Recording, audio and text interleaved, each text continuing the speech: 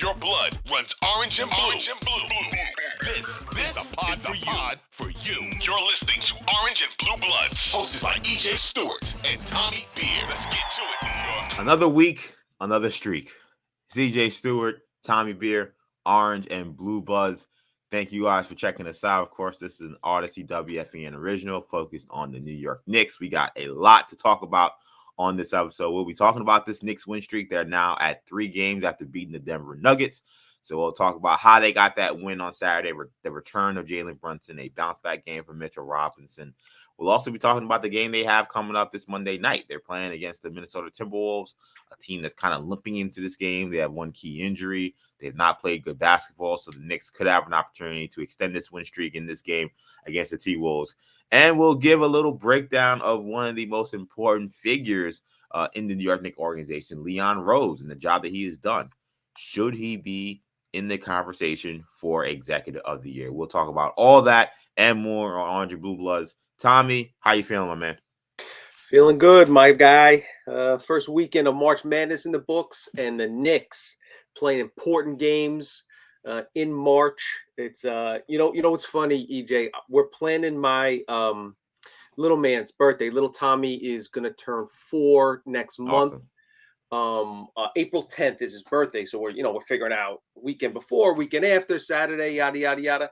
And I had to think to myself, okay, I hope this party doesn't interfere with game 1 of a Knicks playoff series. And it's been a long time. My daughter's 8. We've planned many a party and never, and communions and all the baptisms and all the stuff that goes on this time of year. Haven't had to think about a Knicks playoff, but we are on course for a Knicks playoff series. We'll talk about the Nets losing a couple games, the Heat really struggling.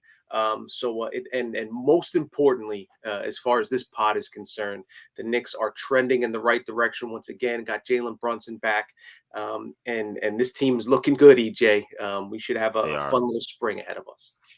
Absolutely. It's crazy. I saw the ESPN playoff predictor indicator had the Knicks well above 99.9% chance at this point of making the playoffs. So it is indeed real. The Knicks are indeed back, and the Garden should be rocking in just about 3 weeks now as we barrel towards the playoffs. So this is Orange and Blue Bloods, a New York Knicks podcast, Audacy WFN original. It's a podcast you can get wherever you get your podcasts, including the free Audacy app. Make sure you hit the auto download feature on your streaming service so you can get these episodes every time we drop. Also, be sure to check us out on YouTube as well. We're on the Audacy Sports channel and soon to be as well on the WFAN channel. For now on there already. Make sure you guys subscribe to WFAN as well, because we're popping up on there as well. So Audacy Sports and WFAN for YouTube. Anywhere you get your podcast, look to the audio version of these episodes. Let's begin this episode talking about this Knicks win and this win streak. Knicks now 3-game winning streak after knocking off the Denver Nuggets at the Garden on Saturday. New York was powered by a second half comeback in which they were down 13 points in this game. The returning Jalen Brunson, who had been out with a foot injury for the past week or so, he scored 24 points, leading the Knicks in scoring in this game. He had a blistering first quarter in which he scored 16 points. Looked like he picked up right where he left off from the injury. He had some clutch free throws in this one. He had a big-time alley-oop to Mitchell Robinson to seal this win for the Knicks. RJ Barrett, another solid game. He pitched in with 21 points. Julius Randle had 20 for Denver. Jokic, 24, 10, and 8. But it wasn't necessarily a dominant performance we've been seeing from Jokic for much of this season. Mitchell Robinson really made him work for his baskets. He struggled a little bit down the stretch, scoring over Mitchell Robinson's length. So Mitch helping out on both ends of the court here. And then Jamal Murray ended up leading all scorers for the Denver Nuggets with 25. So just off rip, I mean, the Knicks beating the number 1 team in the Western Conference. I know the Denver Nuggets, as we talked about last week, had been struggling. But this felt like a game in which the Denver Nuggets were playing pretty well.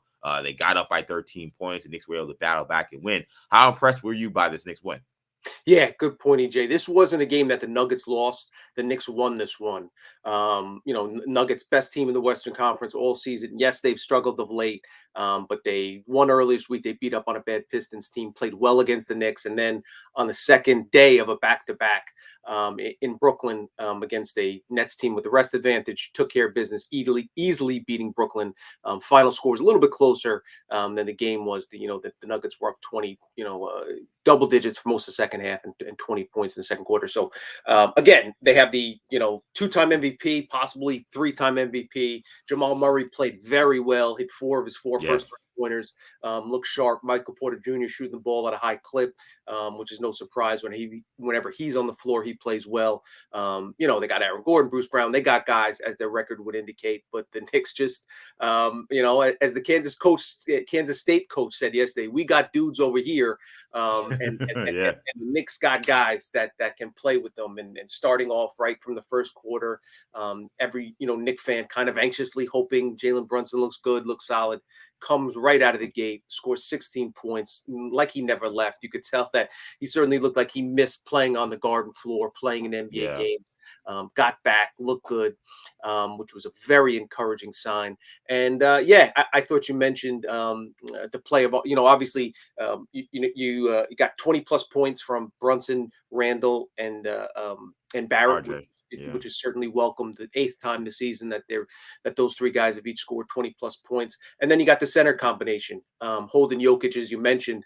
Jokic is playing at such a high level that they actually held him below his average in points, assists, and rebounds. So a job well done. And we saw him kind of, do what he does against the Nets the next day against Nick Claxton, who's, in the conversation for Defensive Player of the Year.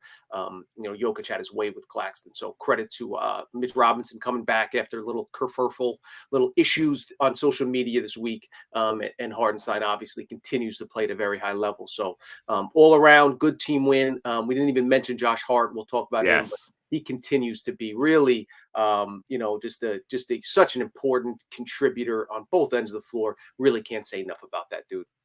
Yeah, I mean, Josh Hart continues to make an impact in this one. 13 points, 8 rebounds, 5 assists.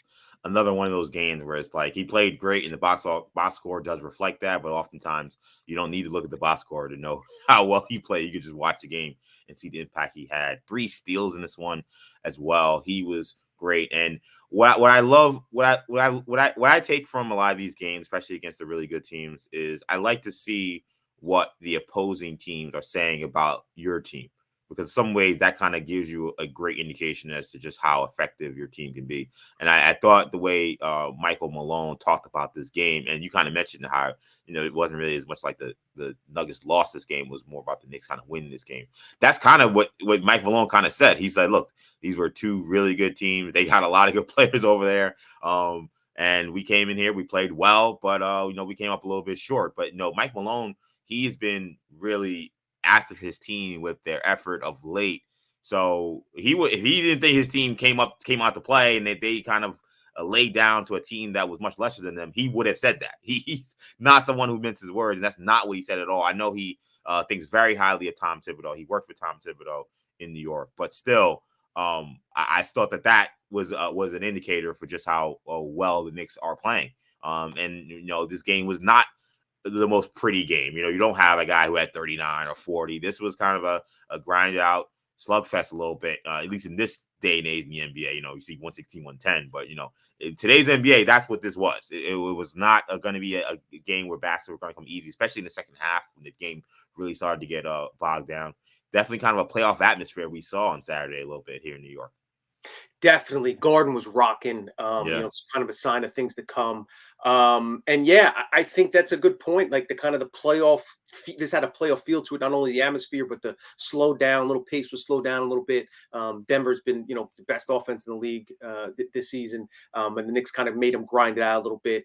And that bodes well because that's kind of the way that things trend in the playoffs, especially when you play teams 5, 6, 7 times in a row. Game slows down. You know what the other team's going to run. You just got to get there and stop it. And I think that's kind of the recipe for the Knicks' success. Out rebound teams. They out rebounded the Nuggets by 10. They had twice as many steals. They had 3 times as many blocks. Get after it defensively, play with effort, challenge shooters, close out on shooters, and that's what we saw. 2 things. You mentioned Michael Malone's comments. It's good happy you brought that up because I also found some of the remarks he had that were interesting. As you note, Malone has some experience in New York. His father, Brendan Yeah. Malone, was on the Knicks staff during the 90s. Mike Malone talked about shooting around, with his dad before games in the Yeah. Garden, and how Tibbs was really an important figure in his coaching development. And one of the comments that he made that I found really interesting, and I plan on writing about it sometime soon, was he said to the effect of, I should have brought the quote up, but basically the crux of his statement was, we ask players to improve all the time. In other words, Jason Tatum's got to work on his step. The great players, all the good players. RJ Barrett's got to work on his free throws. He's improved that. Every summer, somebody adds something to their game. Good players do. And he said we should expect the same for coaches. Tibbs came into the league kind of, had the reputation as a defensive coordinator, but the Knicks are top 5 in offensive efficiency, and they're outside the top 10 in defensive efficiency. And basically what he said was, coaches have to get better too. Coaches have to adjust. Tibbs has received criticism, during his time. He's also been credited, but he has received criticism in the past, and I think he deserves credit, and we've given him credit when it's due, for making adjustments here along the way. And the other thing, just from this game, and a common denominator on the pods we've done since February 11th. When Josh Hart made his debut for the Knicks. Knicks are 12-3 in those games. It's the second best record in the NBA during that stretch. The Sixers 13-3 are their only team with a better record. The Knicks are 9-0 in games in which Josh Hart and Jalen Brunson have both played a full game. That doesn't include the Kings loss where Brunson played just the first half. But in games where both players have started and finished those contests, they're 9-0. In fact, the last time those two guys have played together and lost the game was in the NCAA's against Wisconsin in 2017. Wow. I looked at the numbers. They're 74-9 in their last 85 games or something together. So I know our producer JJ. It's tough to think about that Nova loss to Wisconsin, but they also got a chip together, and then Brunson went back and got one the next year. But again, and Hart talked about it. These guys have known each other since they were 14, and just everything that Hart brings to the floor, not only the intangibles, but just his production has really been remarkable. During the last 5 games, he's averaging 11.2 points, 60% shooting, 9.6 rebounds, 5.6 assists. He's had at least 3 steals in 3 of those 5 games. I looked it up on Basketball Reference. He's currently just the 3rd player in NBA history with at least 8 assists, 8 points, and 8 rebounds, 8 points, and 4 assists off the bench in 5 straight games. Larry Bird and Detlef Schrempf, when he won 6th Man of the Year in 1990, is the only other 2 players in history to do that. So just kind of, again, the ways he contributes to, both on the floor, off the floor, locker room, everything you could have wanted. I think we were high on Josh Hart. We both thought it would be a great move to get him, but he's exceeded expectations, if that's possible, thus far, and he's been a key part of this Knicks resurgence, since the deadline. And I think what was obvious to me in this game was when the Knicks are whole. I kind of don't like the idea of just looking at only an eye test, but when they're whole and you look at them with Brunson out there and Mitch out there and RJ and Randall and Hart now, IQ's playing, like they're a really talented team. Like I watched them, I'm like, this team's got a lot of good players. Like this is not a team that's going to be easy for any team to just walk in and beat. Like they got a lot of guys you got to try to take away. A lot of guys that impact the game in different ways. Guys who can impact the game on the glass, guys that can impact the game defending the rim, guys that impact the game with their ISO scoring, guys that can impact the game spot up shooting. Like they're not a team where you can say take 1 or 2 things away and okay, we're gonna win this game. The Knicks can find a way to win multiple ways. And here, watching this game, they went down 13 points, and I had no doubt that they were going to make this a serious run. And I knew that they were going to be in this game, which is a testament to the talent that they put together, because a lot of years we've seen the quote unquote fake comebacks from this team and from this organization where you say, okay, you're down. They may make a comeback. They know where they're going to win. Like it went down 13 against the best team in the West. And I'm sitting there saying, I still think they can win this game. I still think they're going to make a big run. I think it's going to be a real run. I don't think this is going to be maybe they cut it to 5 and then they lose this one. I still think they can win this game. And credit to them for coming through here. Yeah, definitely. That's the thing. It's especially in the playoffs when you have, they're not a D'Antoni Rockets team where if you take away the 3-pointer, they're dead in the water. Right. Or even the Knicks teams of the past, where if you you have Ewing on an off night, or you have an Akeem to slow him down, it's very difficult for other guys to step up and score 20+ points. Knicks can beat you in a bunch of different ways, and a lot of that stuff travels. That's one of the reasons why they've had success on the road. So that's great to see. Yeah, they pounded the Nuggets on the glass in this one, 43 rebounds compared to 33 in this one. And that's a testament to, like you're saying, be able to win in multiple ways. The Knicks shot only 9 for 32 from 3 in this game.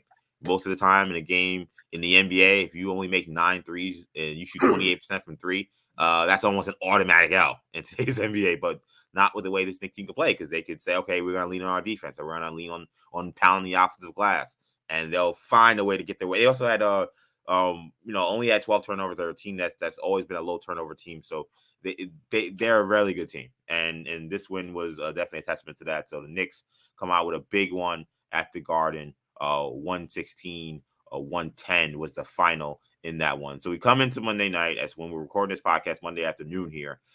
Knicks back in action against the Minnesota Timberwolves. The T-Wolves are 35-37 and fighting for not just their playoff lives. They're not fighting for their play-in lives. So things not looking good for Minnesota right now. They currently sit in 9th in the Western Conference. They're expected to be without All-Star Anthony Edwards. He hurt his ankle last week. He's now out of the walking boot, which was a pretty big development because they listed him as out indefinitely over the weekend, and he's already out of the walking boot. Now, I saw reporting saying that they would expect him to still not play Monday night, but we'll see if that actually ends up happening. But Ant has been in the walking boot. He came out of the walking boot this weekend, but he has been injured.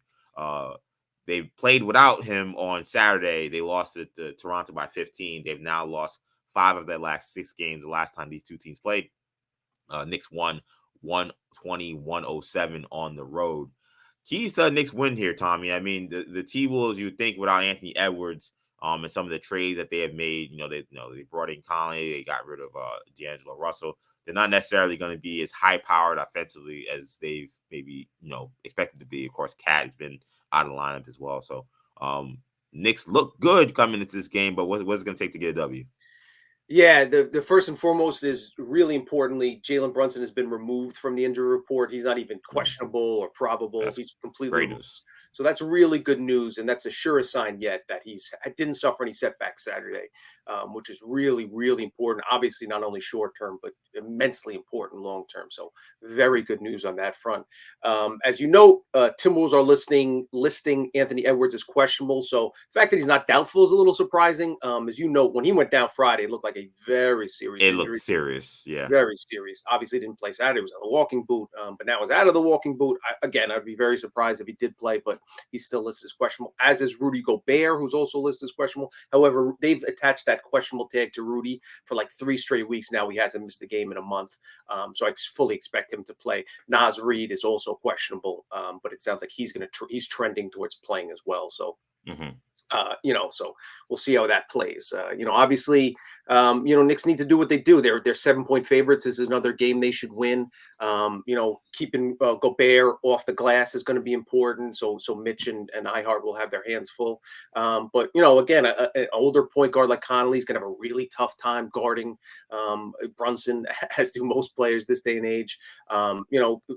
RJ Barrett's trending in the right direction in terms of taking it downhill, as Tibbs talked about after the win on Saturday, basically saying when he doesn't mess around and shoot those 3-pointers, Yeah. he's a really talented player. Shot 80% inside the arc on Saturday, and I think he's shooting 60% on 2-pointers over the last few weeks or so, right around that number. So that's a good sign. Hopefully he kind of puts himself in positions to succeed. Tibbs there saying exactly what we said last week after the Laker game. Essentially, was that like when he's not taking threes, he's a extremely efficient offensive player for the most part. Totally. If you're looking for, you want to get greedy a little bit, and not in addition to a Knicks win, it'd be nice to see Grimes start to develop a nice little rhythm offensively, because he has struggled a little bit. So we'll see how that plays out. Yeah, you mentioned Gobert, his ability to defend the rim, his ability to be a dominant force on the offensive glass should be another good matchup for Mitchell Robinson. I would think Gobert would be the kind of guy Mitchell Robinson would pattern his game after. In this loss they had against Toronto, Gobert had 5 offensive rebounds, total 12 total. So that should be a good matchup. They're gonna have to keep him off the glass, and that's gonna honestly be probably the T-Wolves' like best chance to win this game. They're gonna have to find a way to get some offensive rebounds because I don't think they have the firepower. If you don't got Cat, if Andy Edwards is not playing, Naz Reid, who's been coming off the bench, I mean, he's been a stud, and it's been great to see kid out of LSU. I think he was a little underrated coming out of his draft. He's really developed into a really good player. He's kind of been their ace, really. And we got to see if he plays. Of course, I know you say he was questionable, but like they don't really got enough offense, so it's going to come down to whether or not they can kind of muck up the game, get some offensive rebounds. So I think if you're the Knicks, you just got to play a sound game. You can't get a lot of turnovers. You got to make sure you're on your P's and Q's when it comes to defending the glass, which Knicks are really good at. And if they go out and they do their thing, like they should win this game. I am interested in some of these matchups. I think the matchups in the front court with depending on who guards Randall, the kid McDaniels for the T-Wolves, another young, athletic, good defender, can do a lot of things. He may be up against Randall or RJ. Kyle Anderson's always been a good player. He's a guy from Jersey, so he's playing back at home. So interesting matchups into this game. But again, like the Knicks are in pretty good shape, I feel like, in this one with the T-Wolves slumping right now. Yeah, this is a game they should win. Yeah. This would be a bad loss.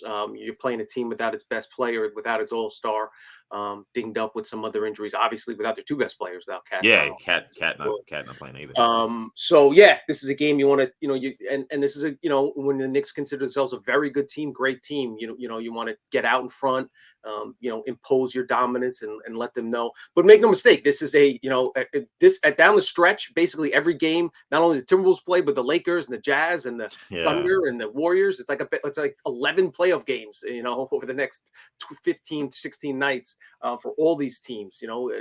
As the Timberwolves wake up this morning, you talked about it, not just fighting for the playoff life, they're playing life. They're basically tied with the Lakers and the Jazz at 13 games back. With that 9, 10, 11 seed. One of those teams is probably not going to make it. And then you got the Pelicans 13.5 games back. So assuming the Thunder take care of business, the Warriors, do what they need to do. They got a winnable game against the Rockets tonight. Basically every game's a playoff game for the Wolves. So you're going to get there. They're not going to rest any guys. They're not looking ahead towards the postseason, anything along those lines. They're going to do what they can. The Knicks, this starts a little bit of a streak for New York. The bunch of winnable games. I think they have the 27th ranked schedule in terms of difficulty, or another way to put it is the 4th easiest schedule the rest of the way. So that's something to keep an eye on. One other thing I wanted to mention on the pod today was Tuesday. The Nets host the Cavs. Those two teams actually play twice this week, Tuesday and Thursday. So those big games are basically like win-win games for the Knicks. Either the Nets lose and drop further back behind the Knicks, or the Nets beat the Cavs, and then the Knicks make a little run towards Cleveland at the 4 seed. So the Knicks have a chance to not only gain on this game, put some more wins in the win column. Now they have 42. They're 42-30, which means they're guaranteed to finish above 500. And Knicks fans out there know that's not something to take for granted. No, not at all. If they can win 8 of their final 10, they have a chance at a 50-win season, which would obviously be nice. But again, just try to put the wins together. They should probably, get some benefit from the schedule makers this week with the Nets and Cavs playing. So it's something to keep an eye on as well. Yeah, and it's a credit to the Knicks because they came into that stretch when Mitchell Robinson got hurt, having like one of the toughest schedules in the NBA. Yes. And we did this show and we said, look out below, like this might get a little ugly here, like in this month or so that Mitchell's going to be out. And they survived that and played really well. And now they're kind of enjoying the fruits of their labor because now they come into the easier part of the schedule towards the end of the season. And now they're fully healthy. So this is a great opportunity for the Knicks. It includes this game Monday night. And to me, this is also when we talk about like the T-Wolves and their conundrum with the Lakers and Jazz and Thunder and Pelicans. Like this is essentially what the play-in tournament was designed to do. We come into this week, only 4 teams are eliminated from playoff contention. The Portland Trailblazers are trying like hell to get themselves out of playoff contention. They've lost 6 straight, and they're pulling guys out of the lineup left and right to get back into the lottery sweepstakes. But like they're still technically in it. The Orlando Magic got 29 wins, and they're still technically in it. They're 5 games out of the last spot in the play-in. So like that is, I think, definitely what's best for the NBA, clearly, because now we're seeing a lot of teams, a lot of fan bases still engaged. Because teams that normally would have wrote off, you can't at this point. There are too many teams that are live, and especially in that Western Conference. I mean, again, the difference between the Mavericks at 6th and the Pelicans at 12 is 2 games. So like so like this every team, almost every team in the West is live at this point. So this is going to be a real race to the finish. The play-in tournament, I know there were some that were detractors for it, but I think that this season has been definitely the season to say, hey, this is why we have this. 100%. And it's not only the guys in the 6, in the 8, 9, 10 that are, and 11, 12 that are fighting to get in the play. And then you have the teams 5 and 6 that are fighting like heck to avoid slipping into the 7, 8 spot. So just motivation every which way, and in years past, if you're a team like the Knicks, yes, you obviously want to finish 5 rather than 6, or, if you're a team like the Nets, you obviously want to finish 6 rather than 7. But now the motivation is immense for teams like the Heat and Nets slugging it out, and obviously out west to avoid the play-in tournament as well. Years past, you'd have teams like the Sixers and Celtics fighting to get that 2-3 seed, and that's essentially the main motivation. Then you have teams around that 8-9 mark. But yeah, credit to the NBA, Adam Silver, those guys. I wasn't sure about it when they first introduced it, but I think the lottery flattening has been a big success. In conjunction with the play-in tournament has been a huge success. A lot more exciting basketball at the end of the season. And one last note on this T-Wolves matchup. I know I had in the notes about Tibbs and his evolution from there, but essentially you pointed it out very well with the Malone comments, which were very apropos. But I did actually want to bring something else up with the T-Wolves and talking about them and this trade that they made for Rudy Gobert. I mean, at this point, this has got to go down as one of the worst trades in recent memory, right? I mean, I know, I guess he signed long term, so they have some more years to maybe figure this out. But you almost get the feeling that they're not even going to wait that long. Like this offseason, there'll probably be some major moves to see if they can maybe move Cat or move maybe Gobert. I don't know. But it doesn't feel like this experiment had any chance to work from the beginning, and it has failed miserably. And they gave a lot of draft capital to make this happen. That's the thing. I mean, they didn't. It was one of those things where, initially, I thought it was maybe the worst trade I'd seen in 5-10 years, and I wasn't. I mean, there was the common consensus was, what on earth are the Timberwolves doing?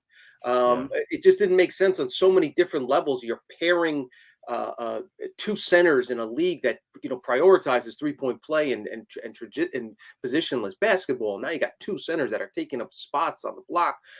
And if Rudy Gobert was a free agent and they were going to sign him to a $120 million 4-year contract, I would have thought that was a bad contract to sign him to.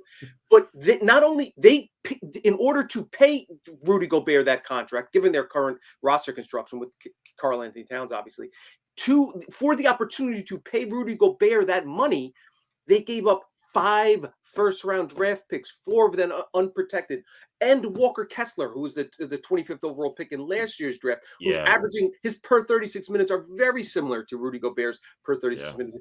I mean, seriously, straight up, if you gave GMs the choice to have Kessler at 3, I don't know what he's making, 2.5 million and 3.5 million next year, or Rudy Gobert at 30 million, a lot of GMs are going to take the younger player who's 9 years younger and puts up similar defensive stats. Not as good a defensive player, but younger, can it's relatively similar.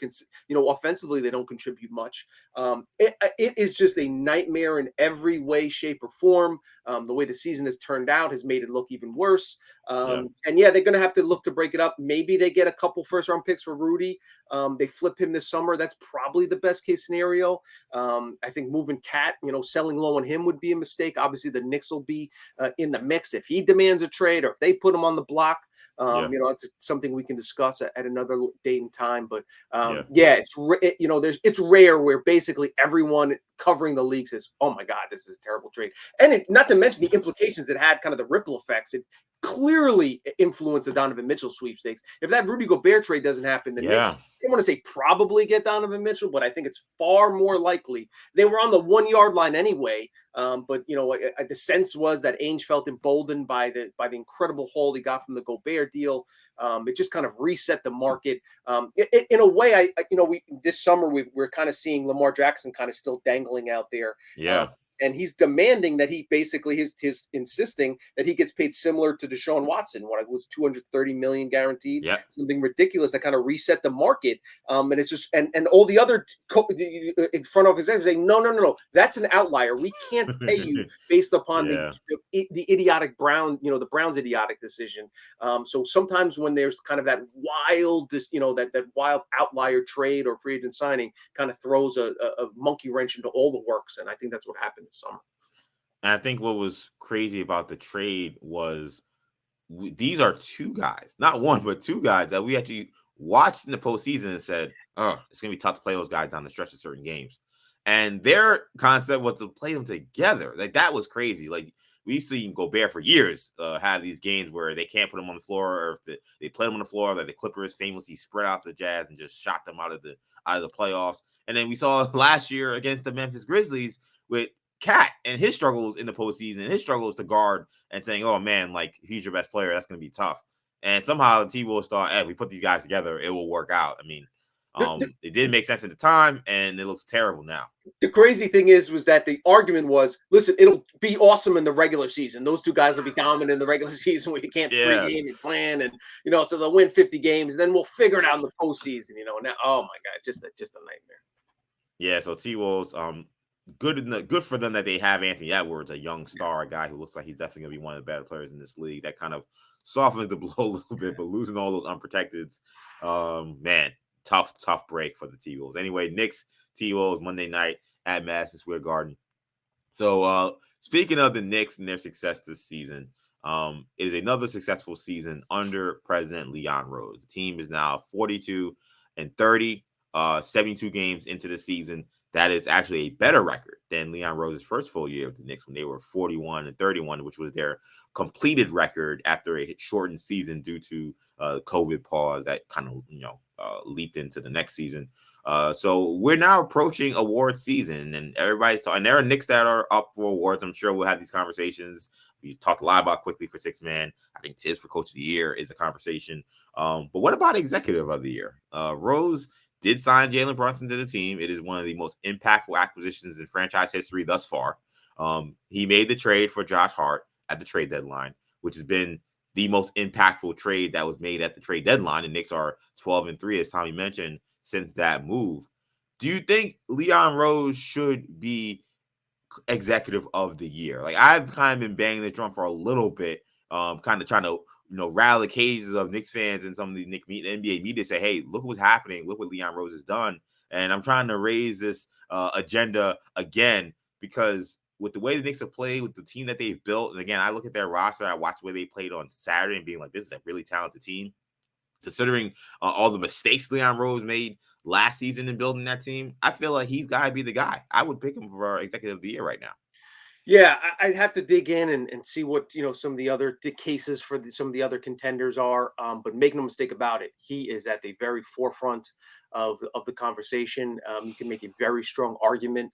I plan to do so at some point in the near future. Just kind of lay out from draft capital to picks. Some of the moves I questioned myself have really all turned up roses. We thought Jalen Brunson would be good. He's been great. And, whether you want to credit to, his father signing on the coaching staff, whatever happened, whatever, they got knocked for going to watch Mitchell and Brunson play, and that, whatever, all the stuff that led up to it, Rose gets credit for pulling the trigger, getting a deal done. and making it happen. As you mentioned, arguably the best free agent signing in franchise history. Again, very early, but all we're basing it on in terms of executive year is this year. Yeah. Yeah. The Josh Hart trade has been brilliant. No two ways about it. We mentioned him at the top, how important he's been, how important he will be. The RJ Barrett contract extension, not a it doesn't look great right now, but certainly not a cap killer, not an albatross contract. They didn't give him the max. Dude is still averaging right near, I think it's 19.9 points on the season. Even in a down year, still productive, and finds ways to help the team win when he's playing efficiently. So yeah, I mean, just for the Isaiah Hardenstein has paid tremendous dividends over the last 30 plus games or so. We struggled a little bit to kind of figure out how Tibbs wants to use him and get on the same page. And the decision, sometimes the best trades you make are the trades you don't. Sometimes the best trades are the trades you do not make. The decision not to trade Randall, when myself and a lot of us were calling for him to kind of figure out, even if you had to take 75 cents of the dollar, obviously you would have had to essentially sell low on a guy that was a year removed from an all-NBA team. Tibbs held firm. Maybe that was because nobody else wanted to touch him. I'm sure that played a part in it. But make no mistake, he didn't. He decided not to sell at a discount, held on to Julius Randle, and Randle has responded with the best season of his NBA career. Sum it all up, and you have a supremely talented roster from top to bottom. And you have to give Rose for constructing that roster. I don't think there's any way to argue that he deserves that he deserves his flowers. Yeah, I mean, when I look at the other candidates I put up against him, I think you look at clearly Kobe Altman of Cleveland. They make the trade for Donovan Mitchell, a team that missed the postseason. They should have made it. They had some injuries last year, but you missed the postseason. You add Donovan Mitchell. Right now, you're fourth in the Eastern Conference. Big move, change the landscape of the franchise. That's definitely a guy I think is a candidate. I think Calvin Booth in Denver, a team they just played. Some of the ancillary moves they made. They didn't make any big moves, but bringing in Brown, I thought KCP was a spectacular move, and that is certainly paid dividends for sure. I think Booth is up there, and then I think Monty McNair. He hired Mike Brown, great hire, which I love the hire at the time. Drafted Keegan Murray, great move. And I know it's a year-to-year deal, so maybe you don't include the Halliburton thing. But in my head, I'm like, look, I mean, that Halliburton thing, too, yeah. Like you got to kind of think about that and think about what Sabonis has been for them now in his first full season with the Kings. So I think those are the candidates, I would say. And the Herder move for Sacramento. Yes, and the Herder move, absolutely. I forgot about Herder. Big move, absolutely. So to me, those are like your top four candidates. Yeah. I just think when I think of Leon, I'm thinking, okay, what was the move that was like the Trump move of all of these moves that were made? And I think Brunson, even over Donovan Mitchell for the Cavs, because the Cavs were a really good team last year, and now they're a really good team this year. Like they've improved, but I think a lot of what happened last season were the injuries and the lack of depth. Now you add Donovan Mitchell, now the depth, you don't need as much depth when you got guys Mitchell. So certainly that was a big move. But the Knicks, they were so rudderless last year. And not only did he make one Trump move, but he made two, because he made the signing that put the Knicks in a different position. And then he made the trade deadline that then says, okay, now the Knicks are at an even different level and then secure their spot into the postseason. So all these guys, tremendous candidates, all having great seasons. I always got love of Kobe Altman. He's a New Yorker from Brooklyn. So so I always got respect for him there. But when I look at that, I say, how do you not pick Leon there? Yeah, I think Mike Brown's going to win Coach of the Year. So I could definitely see the Knicks and Kings finishing 1-2 in executive and Coach of the Year. Yeah, so maybe Brown finishes first and Tibbs gets second in Coach of the Year voting, and then maybe Leon gets one and McBride gets two in the in executive of the year, somewhere along those lines. But yeah, make no mistake about it. Huge credit to the Knicks front office, Worldwide West, and then all the decision makers that played a part now, in making this happen. Yeah, I mean, well, we'll see what happens. Again, the award season is here. We've seen plenty of the conversation about these awards. We'll be talking about the cases for Tibbs for Coach of the Year, Sixth Man of the Year. And I mean, I think Jalen for Most Improved Player also has got to be in the conversation as well. So we'll be breaking down those awards as we get closer to the end of the season. But that's going to do it for this episode of Orange and Blue Bloods. Tommy, let people know they can find you. At Tommy Beer on Twitter. You can find me, EJ Stewart on Twitter, EJ_Stewart on Twitter, Action EJ on Instagram and TikTok. Thank you guys so much for checking us out. Of course, you can get these episodes of Orange and Blue Bloods wherever you get your episodes of podcasts, including the free Audacy app. Make sure you hit the auto download feature on your streaming service to get these episodes every time we drop. We drop 3 times a week. This is episode 1 of this week. Also, be sure to check us out on YouTube. Get on to the Audacy Sports channel. Find our videos there. Make sure you subscribe to WFAN. Our videos will be on there as well. So Audacy Sports and WFAN is where you need to subscribe on YouTube. But otherwise, that's going to do it here. So thank you guys so much for checking us out. For Tommy, I'm EJ. Take it easy, guys. Peace.